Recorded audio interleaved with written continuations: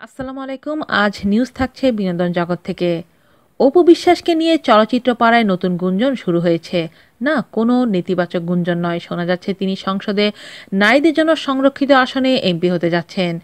গণপ্রজাতন্ত্রী বাংলাদেশের সর্বোচ্চ আইনসভা জাতীয় সংসদের সদস্য সংখ্যা ৩৫০, যার মধ্যে ৩০০ জন সংসদ সদস্য জনগণের প্রত্যক্ষ ভোটে নির্বাচিত হয়ে থাকেন। বাকি ৫০টি সংরক্ষিত আসনের নারী সদস্যগণ নির্বাচিত ৩০০ সংসদ সদস্যের ভোটে অর্থাৎ পরোক্ষ নির্বাচন পদ্ধতিতে নির্বাচিত হন। সংরক্ষিত আসনে এমপি হওয়ার আলোচনায় এগিয়ে আছেন ঢাকাই সিনেমার জনপ্রিয় অভিনেত্রী অপু বিশ্বাস।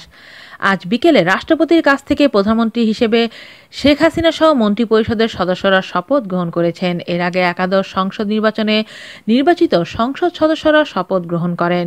৩০শে ডিসেম্বর অনুষ্ঠিত জাতীয় নির্বাচনে তিনি মনোনয়ন কিনবেন এমন গুজবও ছড়িয়েছিল। সেই গুজব নাকচ করে দিলেও তিনি সক্রিয় ছিলেন আওয়ামী লীগের নৌকা প্রতীকের প্রচারণায়। নির্বাচনের শুরু থেকেই ভিডিও বার্তা সহ দেশের নানা প্রান্তে ছুটে গেছেন নৌকার প্রার্থীদের জন্য ভোট চাইতে। তবে এবার অপু বিশ্বাস নিজেই জানালেন সংরক্ষিত নারী আসনে এমপি হতে আওয়ামী লীগের মনোনয়ন চান তিনি। অপু বলেন, আমি পারিবারিকভাবেই বঙ্গবন্ধু শেখ মুজিবুর রহমানের রাজনীতির আদর্শে বেড়ে উঠেছি। তার রাজনৈতিক জীবন ছোটবেলা থেকেই প্রভাবিত করেছে।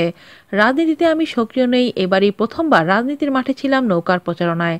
এছাড়া নানা রকম সামাজিক কার্যক্রমে আমি জড়িত। অপু আরও বলেন, অনেক সংগ্রাম করে নিজেকে আজকে এই অবস্থানে নিয়ে এসেছি। অভিজ্ঞতায় দেখেছি দেশের বঞ্চিত নারী ও শিশুরা কত প্রতিবন্ধকতার শিকার হয়।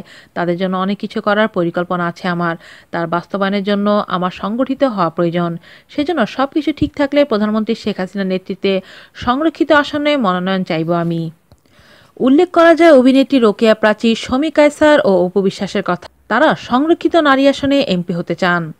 আজ এ পর্যন্তই। আল্লাহ হাফেজ।